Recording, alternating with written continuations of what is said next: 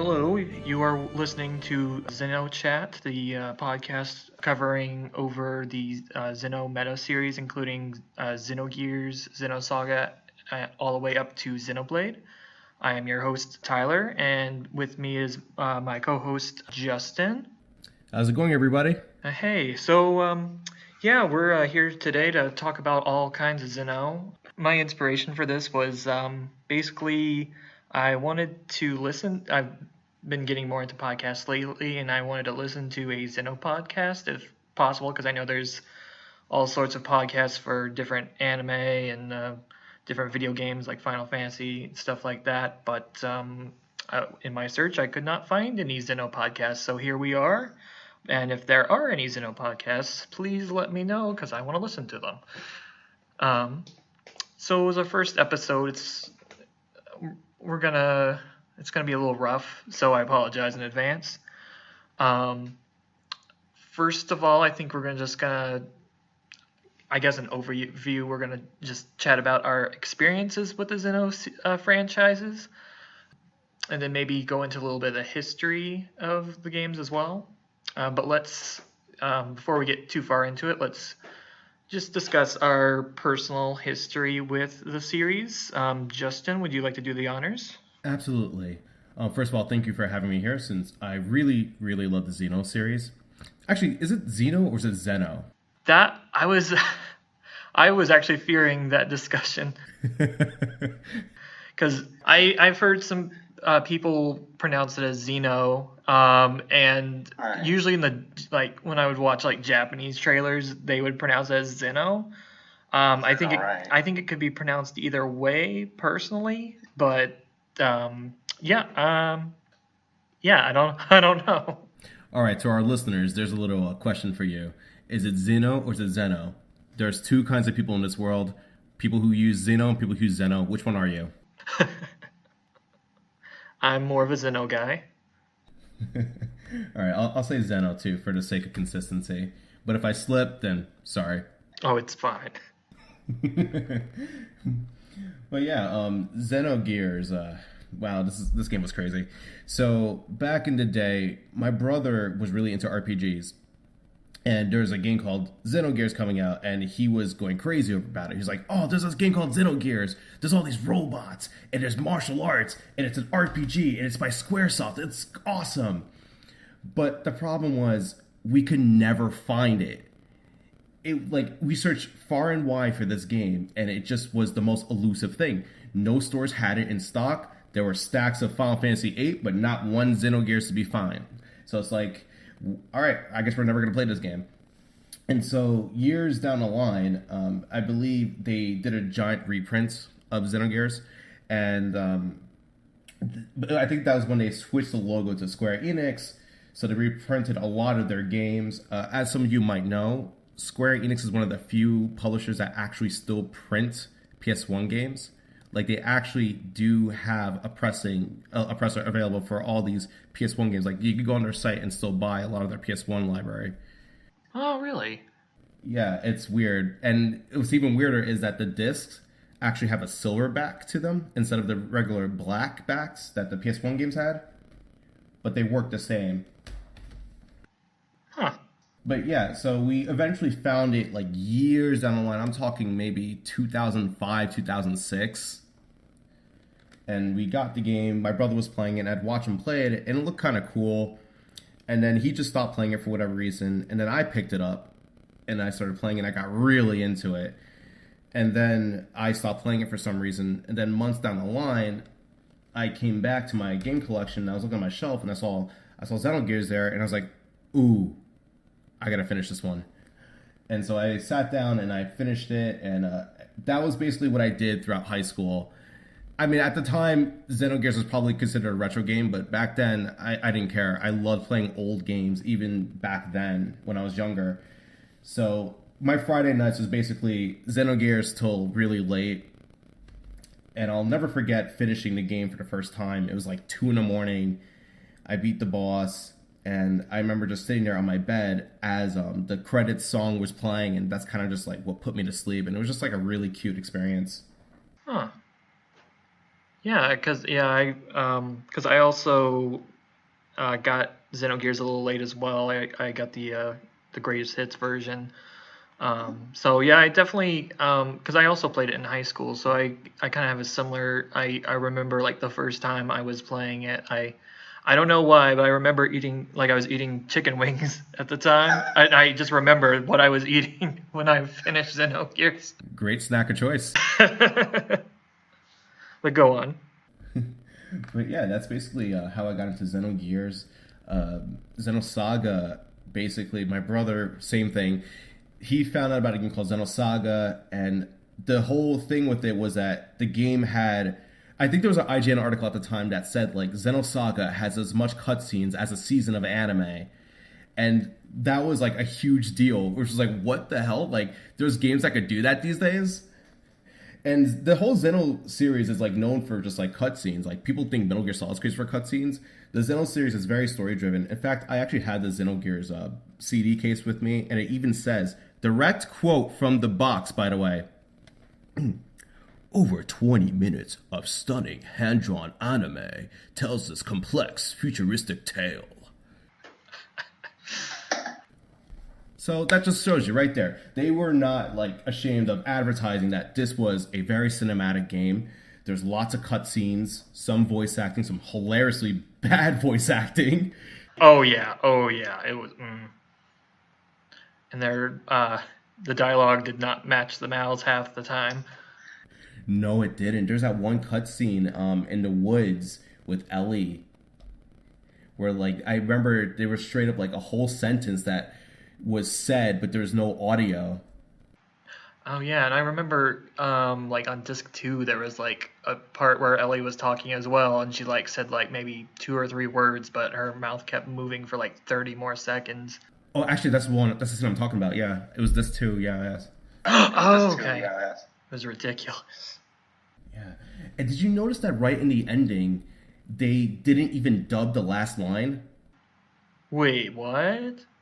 So right in the ending, when spoiler alert, the world is saved and Faye and Ellie is coming back to everybody. So there's that one cutscene where there's Bart, and he says something along the lines of like, "Oh yeah, they'll be back. They promised." And then what's funny about that is they have that line, and then literally the next like scene, they have Bart speak, and instead of that burly voice he has, he sees Faye and Ellie, and he just goes, "Oi!" And I remember even as a kid being like, wait, that does not match. They just kept the Japanese line in there. Yeah, I'm like, what the hell is this? Like, these are obviously 2 different voice actors. Maybe the English voice actor could not match that.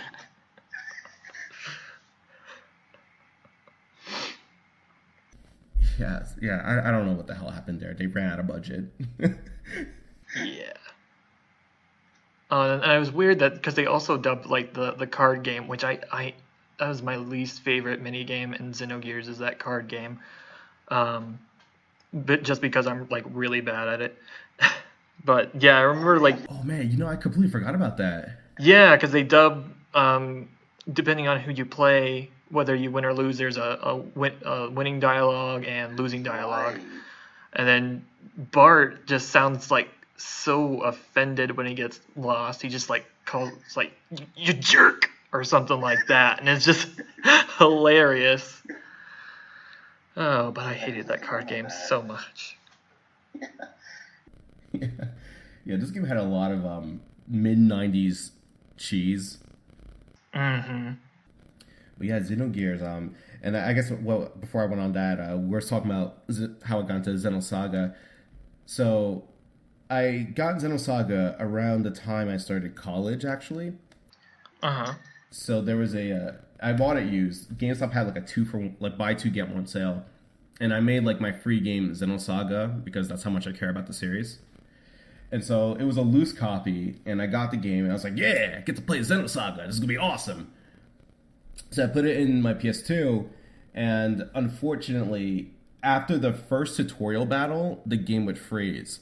Oh no! So you do the battle, and then there'd be a black screen, and it would just freeze there. The game would just lock up. So I was like, well, I guess I'm not playing this anymore. So months down the line, I ended up getting another copy somehow. This time it was complete unboxed. And then I was able to actually play through the whole game. And here's where it gets weird. So I decided to do some experimenting since I still had the old Xenosaga disc. So I loaded a save file that was actually past that battle. The game works flawlessly. So it's just that one particular moment that it doesn't work well. Wow, that's really weird.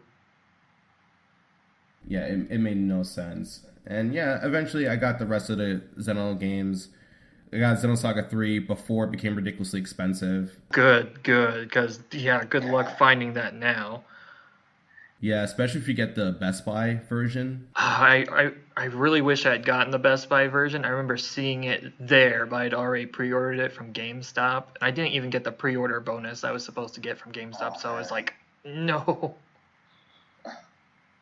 Which it was supposed to be just a crappy art book, but of stuff I could probably just find online, but still.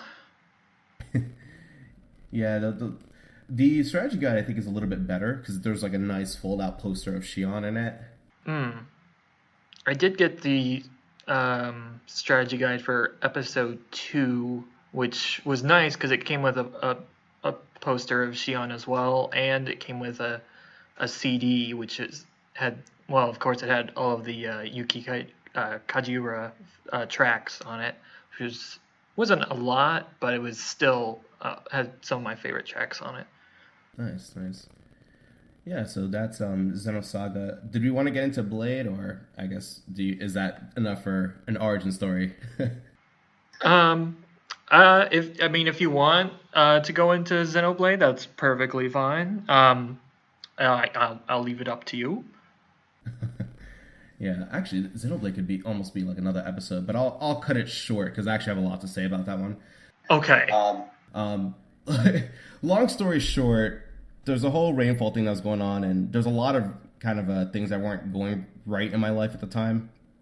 And then Blade came out, and Blade was kind of like the game that really helped me through that time and just helped me turn my life around. And I believe there's a whole long story with that one, that goes well before Xenoblade actually came out. And it's weird how it connects with my life. There's like all these weird parallels, which is one of the reasons why I'm so like attached to the series. Gears as well. Gears and Saga, they both have a lot of ties to my life at the time and what I was going through. So that's kind of why I found them to be really relatable, and some of the themes are really relatable too. But yeah, basically Blade is really important because they came out at a time where I really needed something positive in my life, and that was it. Like, I was playing it that summer, and I was just in a good mood. Wow, that's really nice that it did something so impactful for you.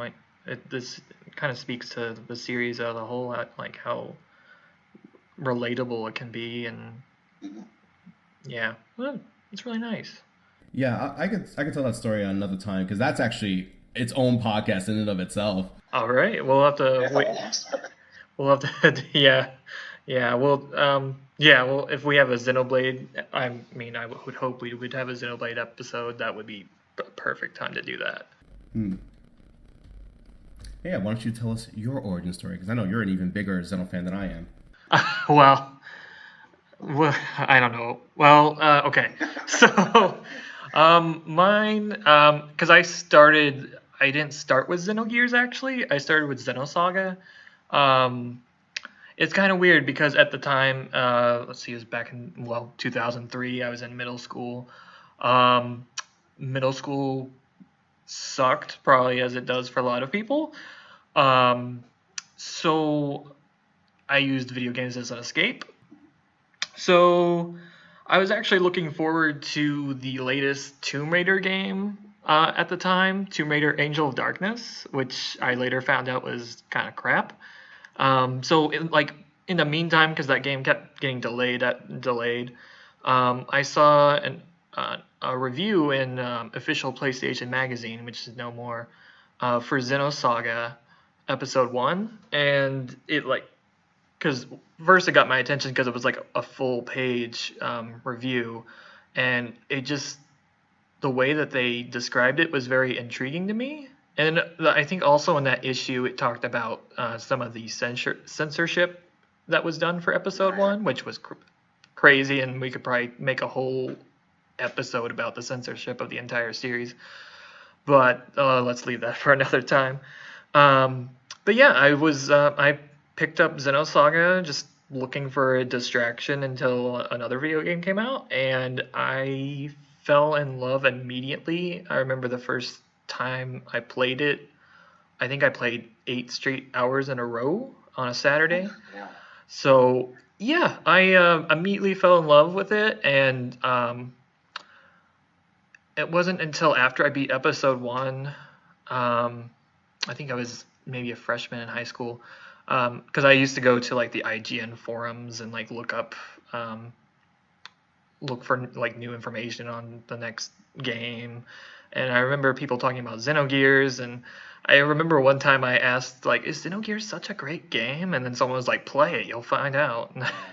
So I went into Xenogears right after that, and it blew me away. I remember I waited until the greatest hits version came out, because it was, as you said earlier, it was really hard to track down. But it was,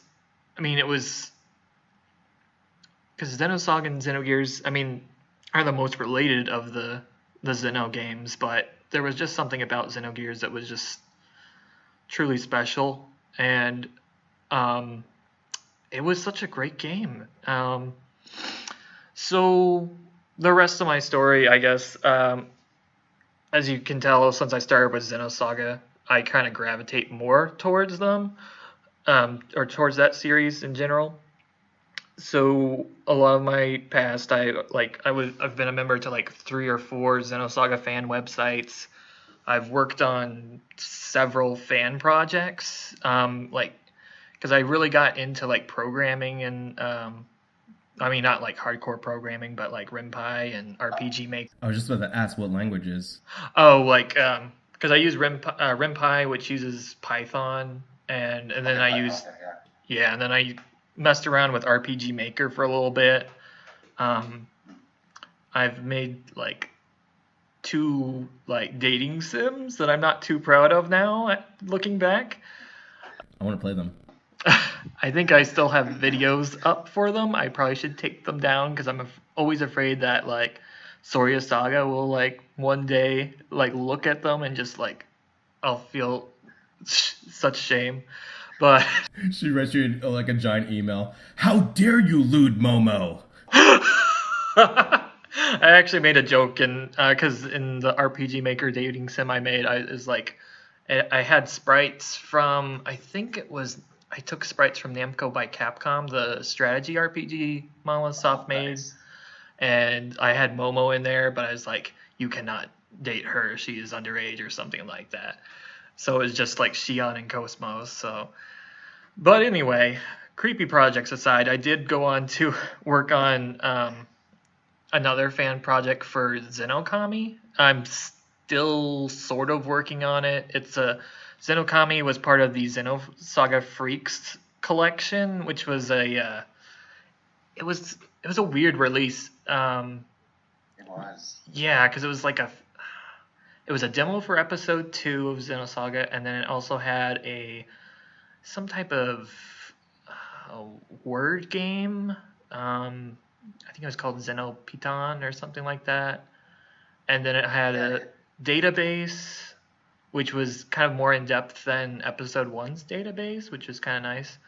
And then it had Zen Okami, which Zen Okami is a visual novel. So similar to like, it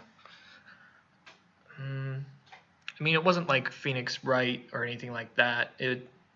You basically like choose one of the 6 playable characters and have a little side story that takes place. I don't know if it takes place between episode 1 and episode 2, or if it's sometime before that, because it is considered canon, strangely enough.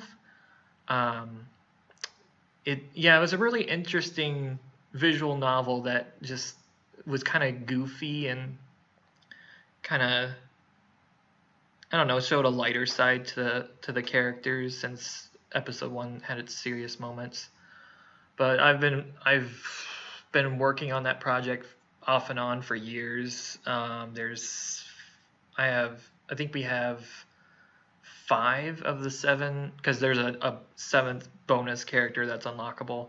We have 5 of the 7 characters translated at the moment, but life has just kind of gotten in the way for our development. I hope to get back to it someday, but right now it's kind of up in the air. But that was a long spiel. But anyway, yeah, Xenosaga is definitely my favorite of the series, and then Xenoblade. I'll go into that a little bit. When I first heard it as Monado, because I remember it was originally Monado, beginning of the world, I think. Right, and it made no sense. We were just like, what the hell does this mean? Yeah, so I mean, I was kind of sad and excited at the same time. Sad that, well, Xenosaga is officially dead. But I was excited just to see that, hey, Microsoft's still around, because I was really afraid after the bad sales of Episode 3 that Microsoft would go under, but Nintendo stepped in and saved them, so I was excited at the same time. You know, it's kind of interesting to think about the Xenoblade name, like the title that they had, the Monado title. Yeah. Looking back, isn't that like a giant spoiler? Yeah. Yeah, it kind of is. It's just one of those things, like retroactive was like, that's kind of a huge spoiler when you think about it. Well, it's kind of, because it's interesting because I never understood why Xenosaga is called Xenosaga, but as for Xenogears and Xenoblade, they have meanings to their names that are reflected in the story, which, I mean, in Xenogears, it's literally, there's a gear named Xenogears, but right. Xenosaga, I was like, I'm not certain why they went with that name. I have a feeling it's probably just a reference to the fact that it was originally going to be a sequel and a prequel to Xenogears. So I guess they kind of refer to it as a saga. Yeah, that's true. Because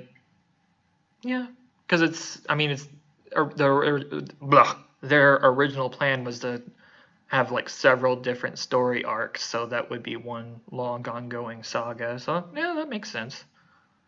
Yeah. Any other fun memories being excited about Xenoblade? Oh yeah.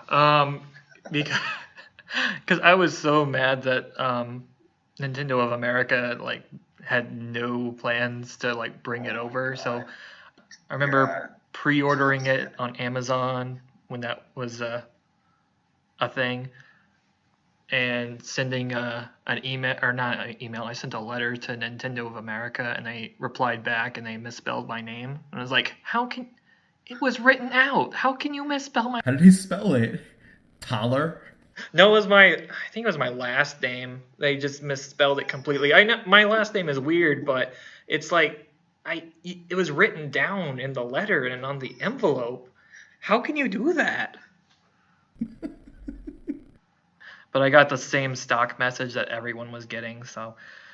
But I was I was so excited because eventually I hate to admit it, but I kind of gave up on the idea that it was coming to the Americas. So I imported the European version, and even modded my Wii, or a friend helped me mod my Wii, and I was playing it that way. But not too long after that, they were like, "Oh, it's coming to North America now." I was like, "Gosh dang it!" It's kind of ironic when you think about how Xenoblade came out to Europe first, because Xenosaga, they only got episode 2 over there for no reason. Right, that's so weird. I mean, they came with that DVD of episode 1, but that's still who. I mean, that DVD was I think 4.5 hours, but I think episodes 1 cutscenes were more total were around 8 hours. Yeah, so it was half. A lot of stuff. Yeah, even I remember that because I remember getting that DVD with episode 2, and they cut out one of my favorite scenes, which was when Cosmos meets the crew of the Elsa for the first time. It's like, I love that scene, but they completely cut it out from the DVD, and I was so mad. Yeah, I don't know what the hell they were thinking back then. Because Xenosaga Episode 2, it starts when the first game ends. Right. Like, literally where the first game's credits roll, that's where the second game picks up. Right. So, I don't know what the hell they were thinking. Yeah, let's just start it right at the, like, middle of the saga. And Gears didn't even come out in Europe either, so I don't know. Yeah, it's a shame, but I'm glad they did get the Xenoblade games, because they did a really good job with the original Xenoblade. The English dub for that is fantastic. It's really good. I actually like it better than the Japanese. I don't think I ever tried the Japanese, but yeah, the English dub was phenomenal. I definitely need to replay that, because I played it when it came out, and then I got a new 3DS just to get the 3DS version, but I didn't get really far in it, and some of the plot details are kind of foggy, so I definitely need to replay it. Yeah, it's a big game too. I remember when I finished it, it was at around 80 hours. Oh, dang. Yeah, the game was huge. And it was just one giant adventure, and that's what I absolutely loved about it. And mainly the music is what really drove it home. Much like Xenosaga as well. Like, oh my god, Xenosaga 3. Oh, yes. There were so many moments. Okay, did you do the same thing, or am I just crazy? So there were so many moments in Xenosaga 3 where I'm playing it, and I literally put the controller on the floor and just stared at it because I was in awe. Yes. The Archon Cathedral, it's like near the end of the game. I would just set the controller down and listen to the music, because it was so good. It's just beautiful. Yeah, like, oh my goodness, like all those fights, all those ES fights were just insane. Like when Fatal Fight was playing. Yes. Oh, I was so excited because I did not expect them to bring Fatal Fight back. No, it was so good. Oh my goodness. And then the fight with Yuriev, it had I think Godsip is the name of the song. That song is beautiful. Just absolutely just gorgeous. And the game looked fantastic too. Oh yeah, it was the best visually of all three games. Because I remember at first, because going from episode 1's art style to episode 2, I know there was like a little, I don't know if there was like controversy, but it was kind of weird going from these chibi anime, well, not exactly chibi, but these anime art style to something more realistic but still anime. Right. And then episode 3 was like a nice blend of both. Yeah, and then they got rid of a lot of voice actors in episode 2. That's what we got. That's why we ended up having Mystic Powers, send me a miracle. Yeah, episode 2 was kind of disappointing that we lost a bunch of voice actors. Yeah. I mean, there was one character that I have difficulty determining whether I like their episode 1 voice or their episode 2 and 3 voice more was Chaos. Because I just really like both of the English voices. Yeah, they did a really good job with them. Yeah, because I like episode 1, I like how the voice actor, I don't know, it was just like the spirit or he just sounded like a really nice guy that you want to hang out with. And then episode 2 and 3, he sounded more like the Japanese voice actor, which sounds slightly more, I guess, mysterious in a way. But I loved both of them so much. Yeah, Chaos is a really good character. Oh, yes. He's one of my favorites. Yeah, same. I really liked him. I liked him. I liked Ziggy.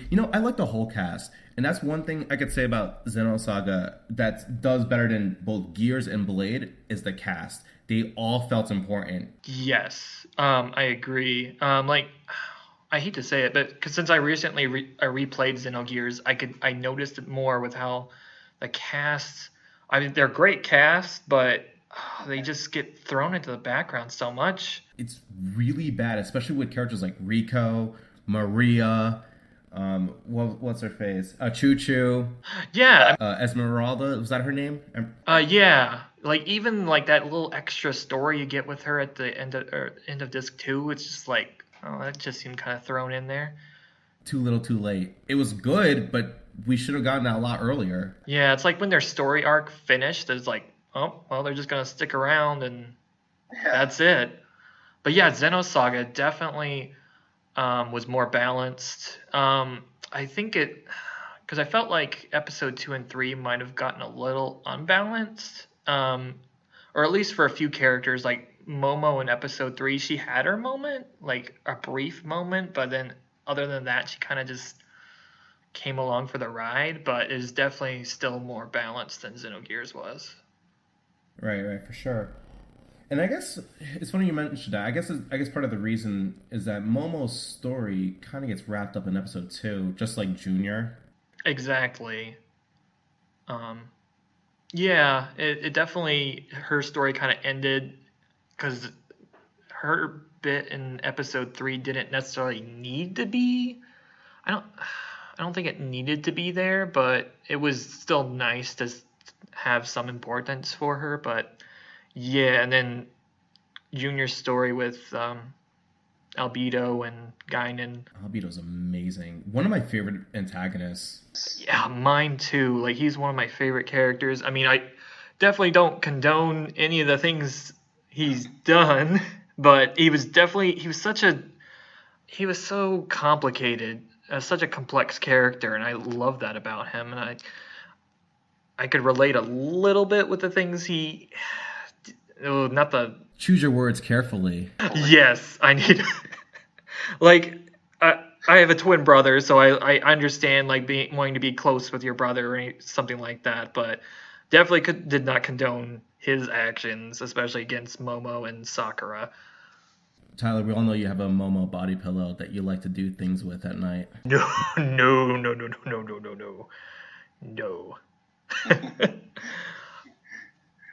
But yeah, Albedo's a great villain. Yeah, and I'm very well executed. Yeah, and I'm glad Crispin Freeman played him like throughout the entire trilogy because he did such a fantastic job. I think I like him more than the Japanese voice actor. Oh yeah, absolutely. And I think Xenosaga 3, one of the cool things about it, like more than just the characters of the story, they were all useful in battle. Oh yeah, it's one of the few games that I've ever played where I actually had to make a lot of decisions and choices as to who I wanted to use. I couldn't pick a character. I'm like, do I want Chaos on my team? Oh no, but I want Ziggy. No, but then Momo, but then Shion and Cosmo. It's just everybody felt useful, and I love that. Yeah, you couldn't just go with your favorite characters. I mean, well, it's still a great cast, but I do wish that like with the guest characters in episode 3, I do wish they were in it more, or they were like full-time party members, like Alan. Yeah, I can see that. Miyuki and Kanan. I definitely wish they had become like main party members, or at least were in it more. Because I mean, Alan's like with you the entire time, so I kind of wish he was kind of more involved. That said, when Alan has his moment, that was great. That was great. Well, we might want to discuss that at a future time. But yeah, that definitely was a great moment for Alan. It was like you've been waiting for it for so long for 3 games, but it paid off. And that's the thing with the game, the whole waiting the whole 3 games, that whole aspect. That's what I love about Xenosaga, is it really felt like a ride. You see these characters grow, you see them at their worst, you see them at their best. Mm-hmm. And you especially see that with Shion. Oh my gosh, yes. Yeah, go on, sorry. Oh, no, I was, because I've noticed like in the fandom, I hate using that word, but a lot of people like either hate Shion or love her. I see more people hate her than love her, but she is definitely one of my favorite characters because I like with her and Faye and a little bit of Elma from Xenoblade X. I like these characters that have these deep flaws to them, but they kind of, they acknowledge their flaws and kind of move past them. And I really like characters like that. So yeah, Shion is definitely she does have her moments where she makes some kind of bad mistakes, but she does her best to correct them, and I really love that about her. Yeah, it's interesting. And I guess like part of the reason why people were upset was Xenosaga 1, you saw Shion, she was really optimistic, kind of like Luca from Chrono Trigger. Like she's really just like passionate about her work.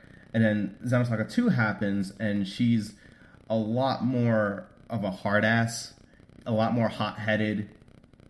And then Xenosaga 3 happens and you find out certain things about her. I won't spoil them, at least not in this episode. But you find out certain things about her, and that basically sends her into like a deep depression, and she is just pretty much hitting rock bottom at that point. Yeah. Like, I felt like throughout episode 3, I feel like Shion kind of really let out her like frustration on like Miyuki especially a lot. I really felt bad because she like would tear into Miyuki like so much. I'm like, calm down, Miyuki's doing okay. Yeah. And especially in Xenosaga 1 where she kept praising Miyuki. Yeah, it's like it's just a complete 180, and it's like, please calm down, Shion. Yeah, she's a really interesting character. Basically a scumbag, but an interesting scumbag. Should we talk about Cosmos, or should we leave that for another time? We can start mentioning Cosmos and how she's the greatest robot ever. It's like, I feel like she might be another character that people either love or hate. Mostly, I guess what she's become, because she's kind of become the mascot of Xenosaga since it ended, because she's been in all these different side games, and especially Xenoblade Chronicles 2, which took me forever to get. Right, but when you do get her, it's really interesting. Oh, it's because it actually connects to Saga. Oh my god, it was so great. I love that side quest of hers. Yeah, it's nuts. It's almost as if Xenoblade 2 might be episode 4 in disguise. Maybe. But yeah, Cosmos, I mean, she is pretty much the body and soul of Xenosaga. I mean, she, even when the series is over, it's been, I remember, was it last week or,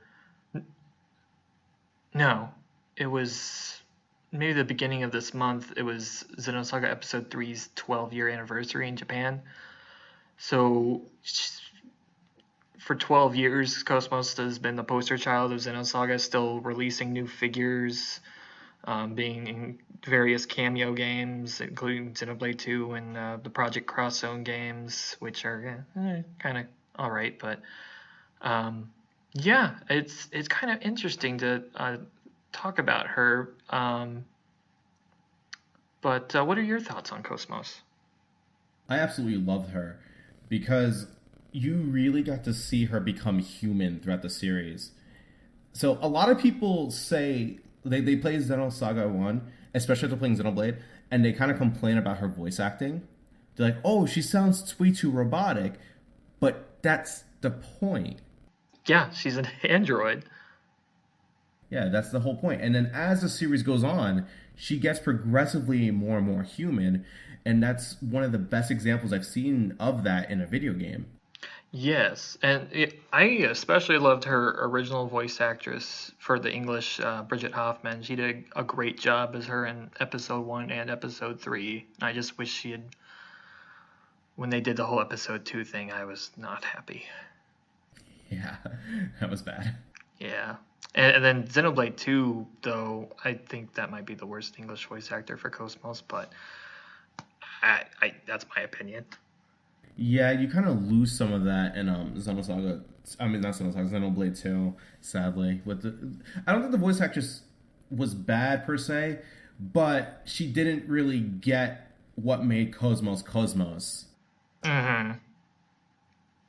Yeah, and I feel like the kind of the same way with Telos, which that's a whole other thing with Telos. I really wish, because I feel like with Telos, I hate to get off the topic a little bit, but she I feel like she's gotten more attention through side projects than she did in the entirety of episode 3, which is because I feel like she wasn't like she was barely in episode 3, but she was definitely not in it as much as I would hope. Yeah, that's true. And they did advertise Telos a lot. Like it was going to be this one epic Telos versus Cosmos thing, when in reality it was only a couple segments in Xenosaga 3, and in the grand scheme of things, she wasn't that important to the plot. Hmm. I mean, though, granted that I do believe that their the fights that they had between each other were really awesome, but it was just incredible. Yes, the choreography and all the fights really in episode 2 and 3 were great. It was great. Yeah, that's something to say about Xenosaga 2. Yes, the battle system is mixed, to say the least. But the cutscenes were really good. Xenosaga 2 had a really good story, and that's something I do stand by. Oh, yeah. I don't like playing it, but I like watching it. Yeah, especially the URTV storyline in episode 2 was fantastic. Yeah, it was really good. But unfortunately, that game just had all sorts of technical issues. Like, remember the battles, how they would load, and then each asset had to load individually? Right, and it took forever. I mean, probably like 30 seconds, but still, it was annoying. Because I have Xenosaga Freaks, I tried out the episode 2 demo that was on there, and even if it's like running through an emulator, it just takes forever to load battles. Yeah, that sucks, man. I wish that if they do a HD remake, they can fix those load times, because that would go a long way in making this game much more palatable. Yes. So yeah, if they ever made a HD remake, like for episode 1, I would add a fast forward button, because that was kind of the one thing I didn't like about episode 1 was the tech attacks could take a little too long.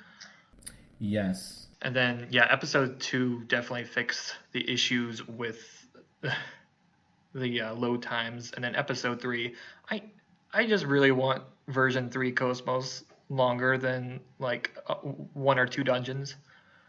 Like, I really liked her design, but then you only see version 3 Cosmos for like, 2 dungeons, and then on to version 4 Cosmos. And that version 4 Cosmos is kind of what people tend to see when they see Cosmos. It's either that or version 1. Exactly. Because even you can unlock a version 1 Cosmos in episode 3, but I was really hoping that you'd be able to like unlock maybe all of her different versions. Because Xion had a ton of extra costumes in episode 3. Yeah. She had the most. You know, I have to say this about episode 3. Uh-huh. I think, like, with Xion, they really tried to, like, pander to, like, and be fan servicey with Xion. And while I usually don't mind that, I felt like it didn't really fit Xion. It just kind of, like, at times just felt a bit unnecessary. Oh, yeah. Like, her main outfit was ridiculous. Like, yeah. Like, I liked her in like episode 1. In episode 2, I did like the more casual look to her. I like her episode 2 look a lot. Yeah. And then episode 3, she just got really weird, but which might have been influenced by Choco, the character designer. But I definitely preferred episode 2 and episode 1's costumes for her. I guess you could also argue that her being a little bit more, I guess, promiscuous in episode 3 was meant to be intentional to kind of add to that weird clash of emotions that she's going through at the time, right? So where she's like really conflicted in how she feels. She's not quite sure how she feels about Alan, how she feels about Kevin, or just anybody really. So you kind of get that like, oh, here she is. She's being more casual and maybe even a little bit flirtatious, but at the same time, she's also trying to figure out her feelings, that she's deeply depressed and sad and very have a really negative outlook on on life. It's just I think that's probably one of the ways to justify it, but I could also be overanalyzing it, and it really could just be them wanting to sexualize her. Yeah, either way. Because definitely I know they made figurines of that outfit, so that and her swimsuit, so that it could be one way or the other. But then they also made figurines of Momo from that game as well. Well, of course, of all, like, we always get the female character figurines, mostly Oh, yeah, Cosmos. absolutely. Yeah, I mean, I have, well, my Xenosaga Shrine, I have a bunch of different Cosmos figurines, but I only have like one Shion. Um, but it would have been cool if there was like a albedo figure or something like that, just show the male characters some love. Right, right. I would love some characters, like some figures of the male characters. That'd be really, really good. That's why I'm excited about the Faye and Ellie figures for the 20th anniversary of Xenogears. Oh, those look so good. Yes, I have them pre-ordered and I cannot wait. My wallet won't like it, but I cannot wait. Yeah, that's gonna be awesome. You know, I'm actually looking at the Xenogears Japanese box. I recently bought it when I was in Japan. It was 100 yen. Oh, wow. Yeah, I went to a hard off and they have a junk section, Mm-hmm. and Xenogears was in the junk section, so I was like, oh yeah, that's absolutely junk. Oh, poor Xenogears. It's interesting. I'm looking at it, and on the disc it says Xenogears, and then right underneath it says God only knows. God only knows. Yeah, God. It's on the back of the box too.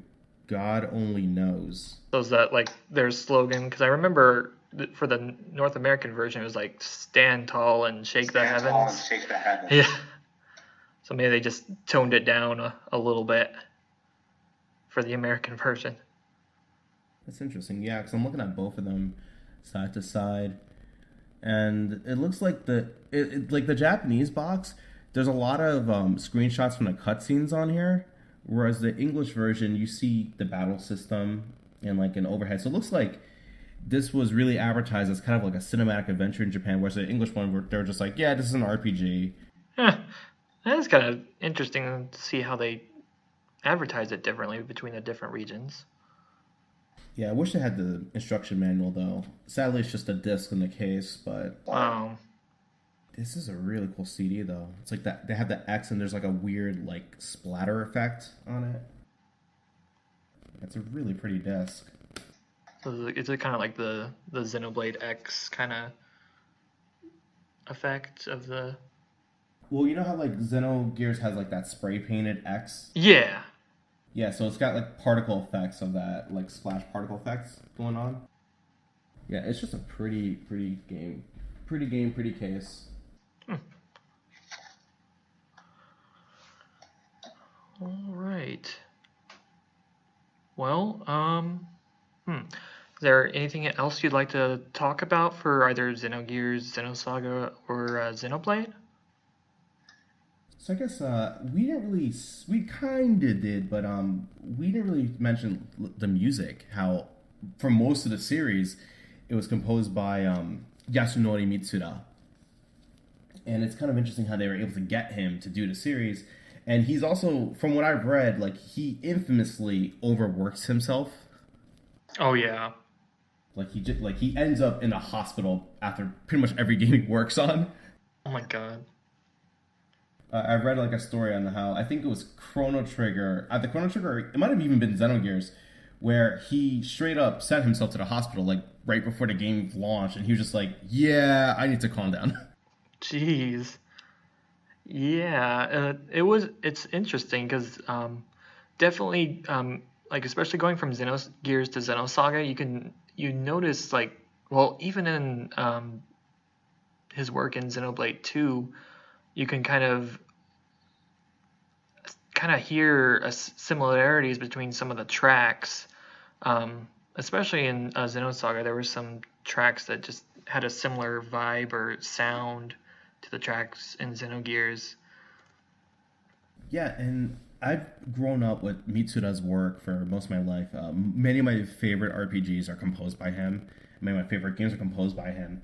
And I guess that's what I really liked about Xenoblade 1 is Colony 9's theme had a very similar sound to Chrono Cross's intro. At least to me it did. So it kind of like conveyed that sense of familiarity, that sense of like, oh, this is home, right? So I don't know, that just added to the experience in my opinion. Yeah, it's been a while since I've heard that song, but from what I remember, it did have a similar vibe to Chrono Cross's music. So, and it was definitely interesting to see that he returned for Xenoblade 2 for just more than one track this time. That was really nice. Yeah, for sure. What was your opinion on Xenoblade X's music, since it was done by someone completely different than Mitsuda or Yukika Kajiura? Yeah, and I don't think Ace Plus did it either. Yeah, Solano, he's more known for his anime tracks than I think. I think X was his first video game soundtrack, unless I'm mistaken. You might be right, because I think he did Kill la Kill right beforehand. Mm-hmm. I think. Don't quote me on it. If I'm wrong, then sorry. No, that's okay. But yeah, I think that might be his first game. If there's other games, then I guess we don't know. But I actually really like X. There's a lot of things about it that I can understand why people are upset with or disappointed. But the things that X did well, it did really well. I definitely like that game a lot more than I thought I would. And yeah, it was different from a Xenoblade game, but still really, really good, except, I mean, it does have its flaws. Mainly it kind of went the opposite of Xenosaga and other Xenoblade games, where it was trying to have a more focused cast, whereas X just has well over 10 characters, maybe more than 15 characters, and just like the story only focuses on like 2 or 3 of them. But the thing is, it makes sense for that to be the case when you consider some of the story revelations later. Right. I think the problem with Xenoblade X was that they made the right game, but marketed it to the wrong audience. So everybody expected a very character-driven story, but X was a world-building game. Oh, yeah, that is true. The world itself was the main character, and the characters were the setting, if that makes any sense at all. No, because Mira was definitely, because it was so interesting that from the get-go, you can just go anywhere on the planet. I mean, you'll die if you try to go too far, but it focuses on exploration of an unknown planet, and it's fantastic for doing that. So yeah, I understand that as kind of the main character, and the cast kind of being supplementary to that. Right. I think Mira is the real main character to Xenoblade X, and what I think what they should have done with the story is they should have taken some of those side quests and made them main story quests. I can guarantee you, if they had taken some of those side quests and made those main story quests, people would not hate on it as much. Yes, I agree with you on that. Like, ending aside, some of those side quests were really well written to the point where it felt like a different game even. And so many people missed out on them because a lot of people didn't bother to explore. They just said, oh no, I'm just going to play the main story and that's it. And they ended up missing out on a lot of what made X really, really good. And then even even though the story only focuses like on a few characters, like the other characters are still really well written. Like I had several favorite characters, like HB, even though he was originally just a DLC character in Japan, was Right. one of my favorite characters. Um, and then Murderous, she reminded me of like a female albedo in a way. I also really like Alexa. Oh, she was the one that was like really into robots, right? or the Yeah, or the yeah, she was scales. a lot of fun. Yeah. Yeah, and the robot customization was great in that game. There's so much you can do, like custom color schemes. Yes. I love trying to like because I remember I was trying to make some of my gears look or gears scales look like gears or ES Yeah, units from Xenosaga and Xenogears.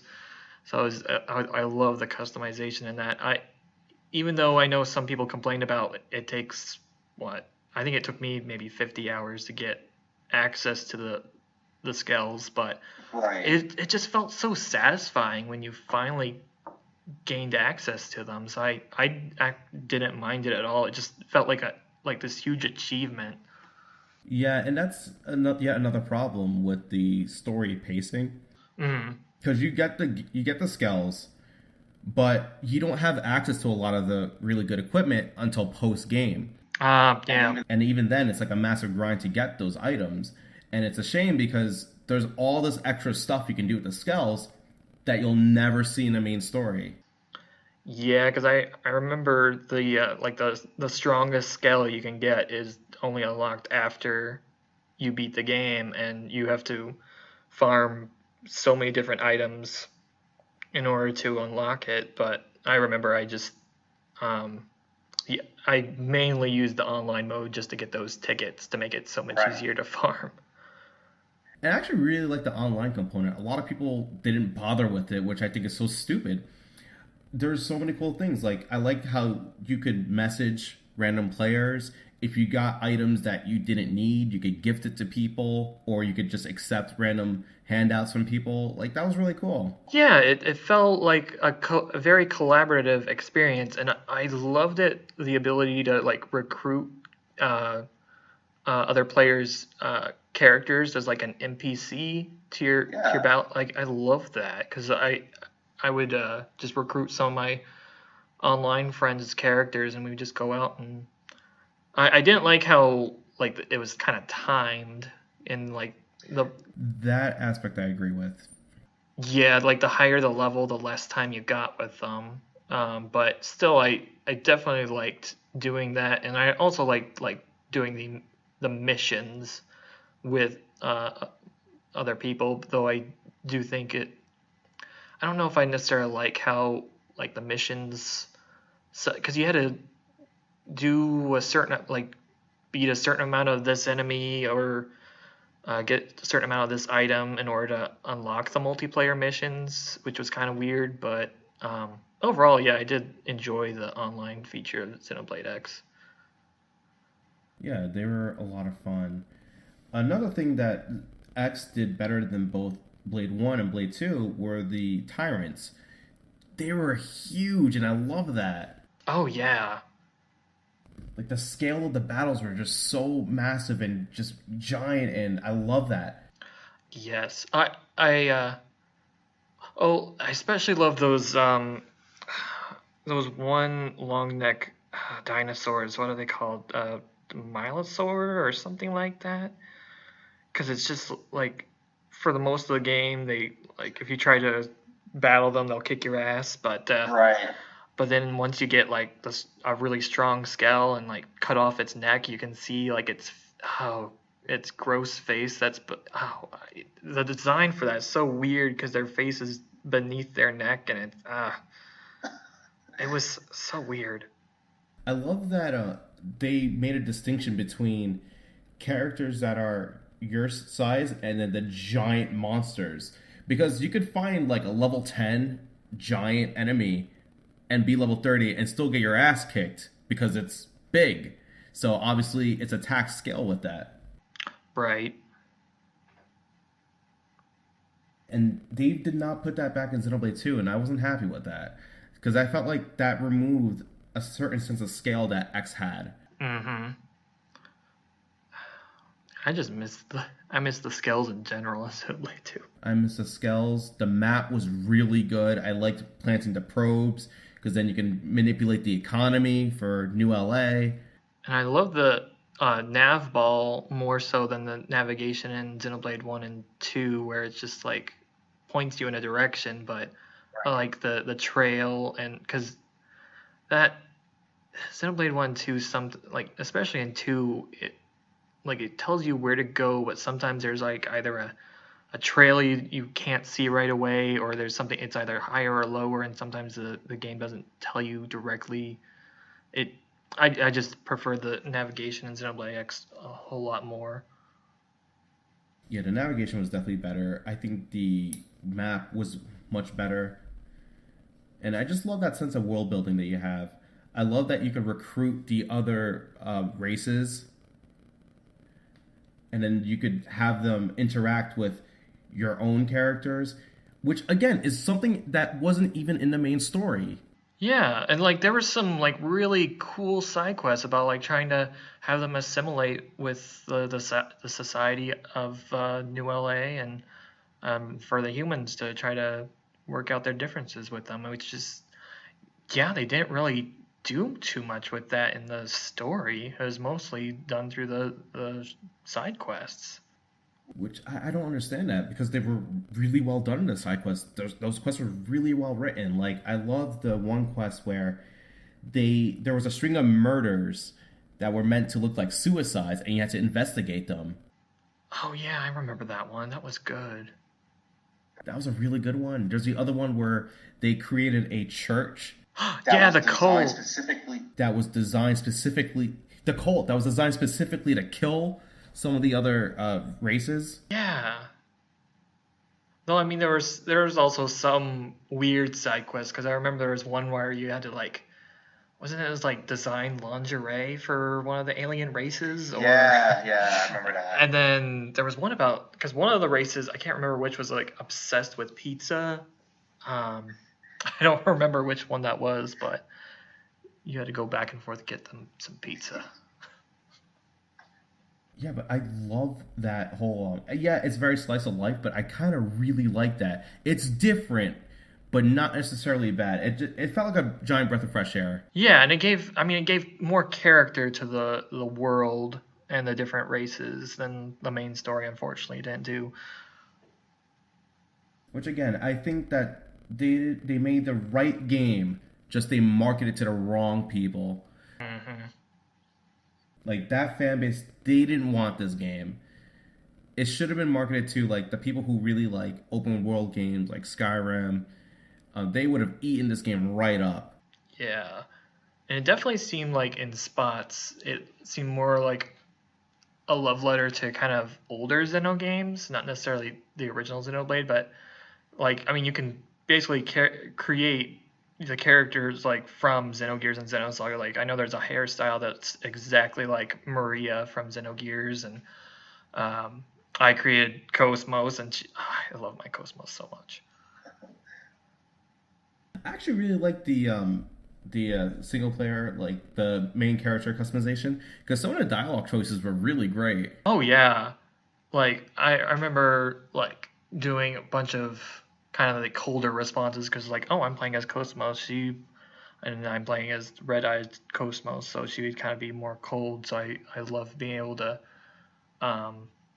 make choices like that and kind of role play as that character, but you could easily play the game again and kind of be somebody else. It was really great.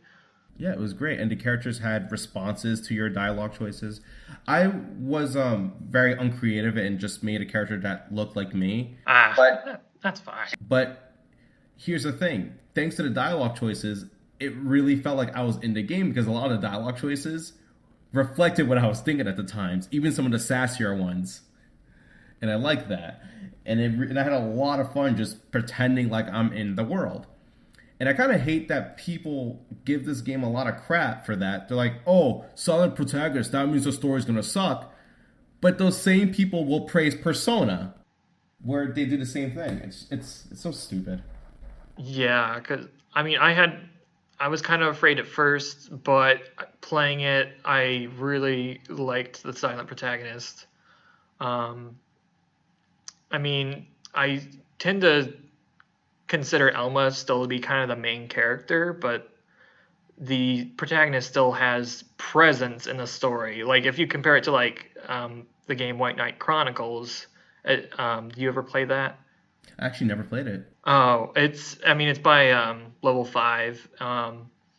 It was an RPG that you got to make your main character. I think it was mostly for their online mode at the time, but the main character is just kind of there. They're like in the back of the cutscenes, and then there's this guy that's obviously the main character, but your character's just like tags along for no reason. But in X, you feel like you're part of the Blade core.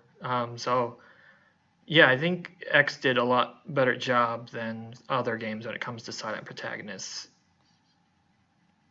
I 100% agree. And I think that people need to give X another shot. Like those who really didn't like it, they need to come back to it just with the mindset that look, this isn't Takahashi's usual work. This isn't necessarily a Xeno style game in the sense that you're going to get like cutscene after cutscene for each character. But you go into it as just this is this world that you could explore and help build. I think you're going to really enjoy it. Exactly. And what would be a best opportunity for them to play it again is through a Switch port. I wish would happen. Me too. That would be amazing. If they put that on Switch, that'd be great. Maybe switch some of those side quests, put them in the main story. Yeah, Perfect. and give the players the option to not have to like physically go to a party member to put them in their party, but like do it whenever you want. Because that was like the most annoying part was having to track That was down. annoying. Yeah, because sometimes the characters wouldn't be in the same spot because they have their different heart to hearts in different locations during different times, and uh, that was annoying. Yeah, there was a lot to micromanage in Xenoblade X, which I'm sure was very intimidating for a lot of people. I remember people also complained that the screen real estate was too cramped. It was just too busy. There's too many things on screen. It was very much the kind of game that you needed to play on a big TV. I was playing it on a big screen, so it looked great just having everything there. But if you're playing on a small display, I could see that being problematic. Oh yeah, because I do like the option it has to play on the tablet or the gamepad instead. Because I live with my brother, so he would sometimes play games while I'm playing the Wii U. But it definitely was kind of annoying, kind of trying to manage everything on the tablet itself, like going into like the world map and then switching back and forth. Right. But yeah, it definitely benefited from the having a big TV and then having the gamepad for your world How map. did you? How did you how did you feel about the overdrive system? Um, um, I didn't have a problem with it. I had a weird problem with like I I don't know. It was weird, but I didn't mind it. Um, like the healing in general in that game was kind of different to get a grasp on, but um, I really like doing the overdrive when you're in your Skell because then it goes into that cockpit view and it was pretty awesome. Yeah, that was really cool. Yeah, I love when you do it for the first time because you really feel like you're inside a robot, like you're in some crazy anime, and I love that. Yeah, yeah, definitely. Because I think some people don't really care much for the Skell combat, but I really loved how seamless it was from going from on foot to being in a Skell, Yeah, that was really cool. It felt like Xenogears again, where you can mix and match. even down to the fuel. Though I wasn't. Well, I was okay with the insurance thing was kind of. Oh, yes, sir. Well, gotta get my robot insured. Uh, Although, okay, we gotta talk about the most controversial aspect of X. yeah. More than the story. The music, that battle music, that new LA Night theme. Oh, yeah. Oh, wait, was that the... Yeah. That might Yeah. Oh, oh. I love that. I don't care what anybody says. That is really funny. Yeah, it's so... I mean, it's like with the rest of the game, it's so different from any other Xeno games before it, but it was still enjoyable in a way. I mean, some of it was kind of cheesy. Like, I remember... I don't remember if this is like a boss fight music or it might have been just normal battle music. The one where it's like, I'm on a different planet. And... Oh, that's the battle theme. Oh, jeez. I'm on a whole different planet. Yeah, that was... It's like, I'm going to need a bigger gun. That's my favorite verse. Okay, so in game, I was playing it and I didn't hear it that well. And then one day, I think I was at work or something. I was listening to that song with headphones on, and then I heard that part of the song, and I'm like, this is amazingly bad. Like, somebody actually wrote this. That is some skill. How do you write lyrics like that? I think it went something like hello, is this thing on?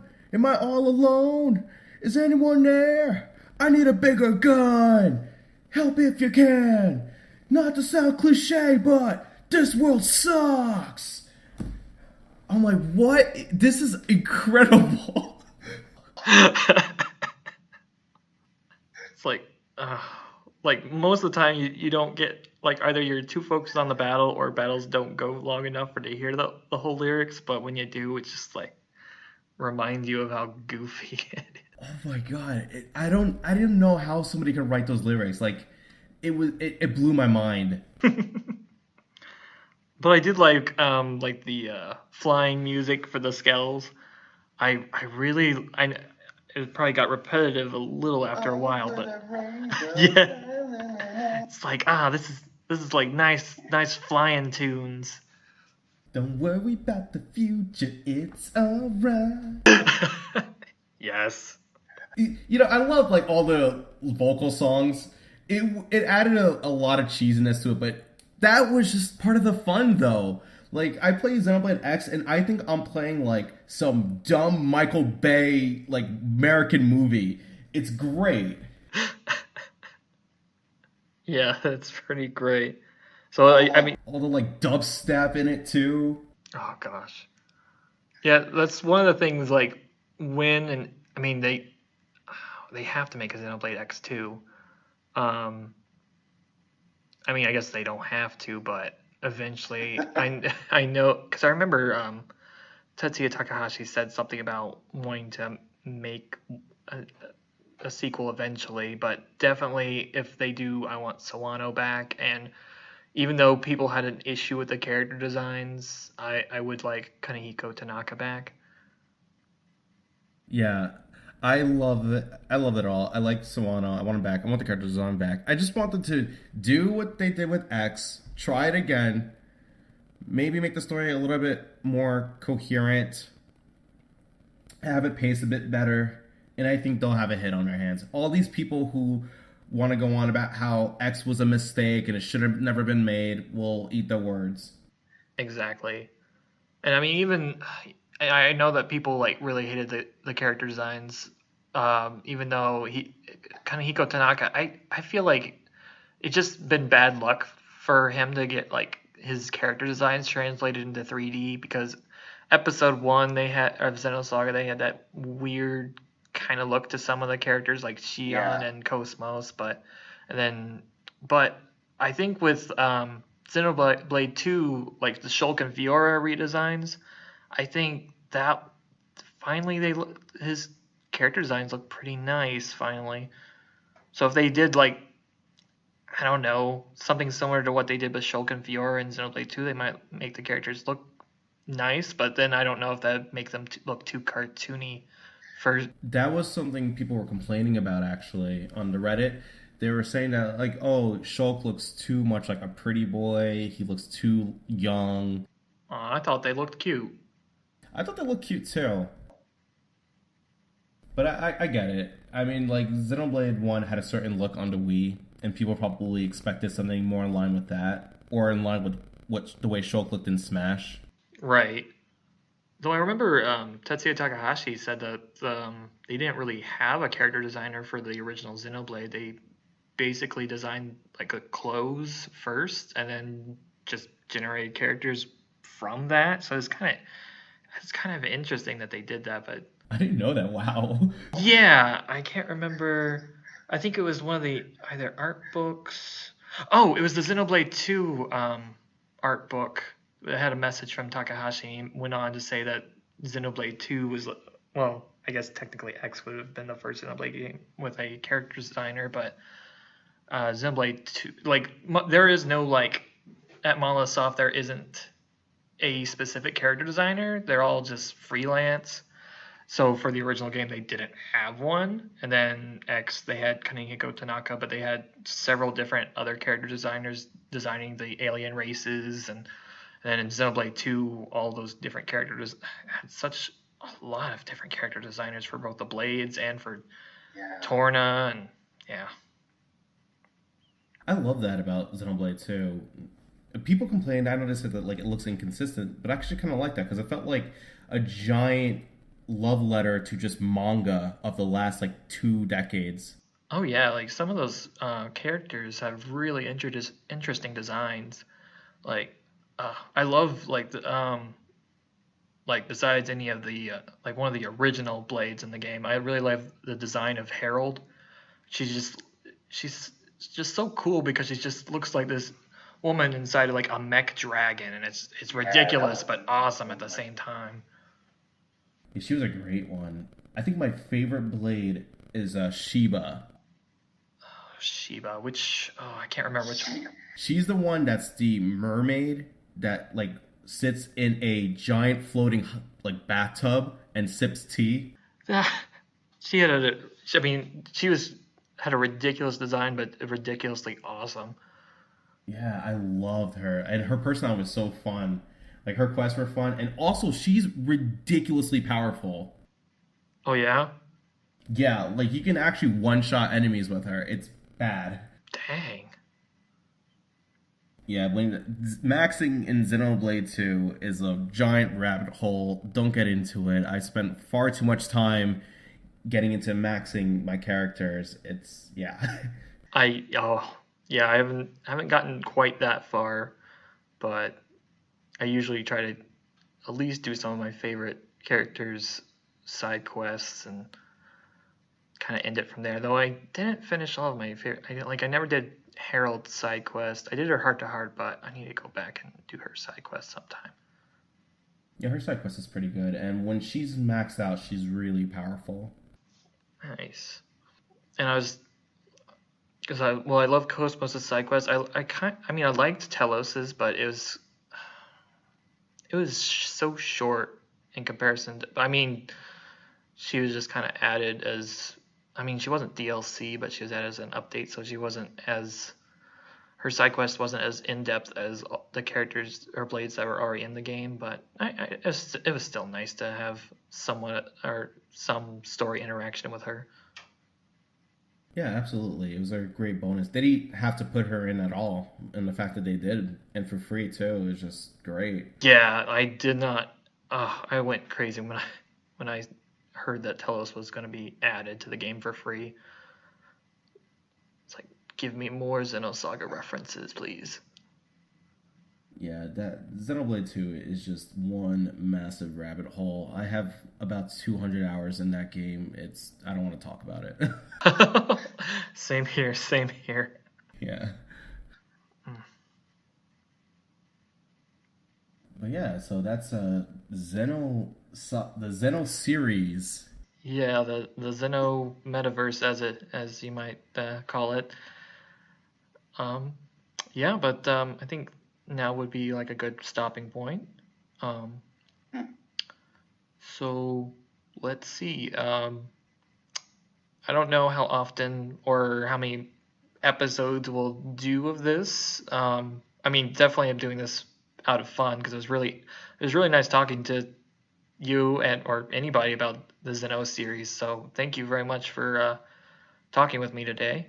Oh, thank you for having me, man. Like, I don't have a lot of friends who were really into the Xeno games growing up, so that's why I'm really happy that I met you, and you're just like, oh man, you just see this cool thing in Xeno? Yeah, dude, that was awesome! Exactly, yeah. So, it's great to just be able to just sit here on a calm, rainy day like today and talk about something that we both love so much. Same situation. That's why I like gravitated more, like, well, I feel like forums are kind of dying out these days, but definitely. You're right, actually. Yeah, gravitating towards online friends in the Xeno community was one of the best things I ever did, and I just love talking about Xeno games because I can't really talk with a lot of people in real life about them. Otherwise, they'll just kind of zone out and just nod along.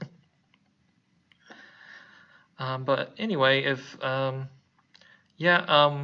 the future, I don't know what our next topic will be, if and when we do one. I definitely want to like maybe get more people involved, maybe have some guests, because I definitely had some people say they wouldn't mind helping out in the future. I just maybe I'll compile a list of different topics and post on Twitter. It's like, hey, who's interested in this topic, and we'll arrange a date to talk about it. Yeah, and we can also do polls too. Yeah, that's true. Okay, definitely. So if anybody wants to like check out anything you have on social media, where would be a good place to look at that, Justin? Probably Twitter. Mm-hmm. I mean, I believe we're both on Twitter, and we can easily tweet out to people. Maybe do a Twitter account for the cast itself. Oh yeah, we could definitely do that. But I mean, you could do that later on. I mean, I guess like for the first couple episodes, we could just keep it whatever. Yeah. This is just us doing the cast. Yeah, that's true. Yeah. In the meantime, my Twitter handle is at Cosmos Chaos, and that's Cosmos obviously with a K.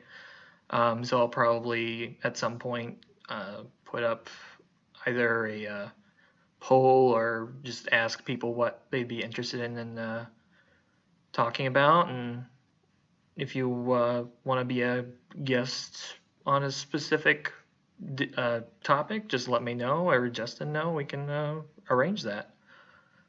Yeah, tell us what you guys want.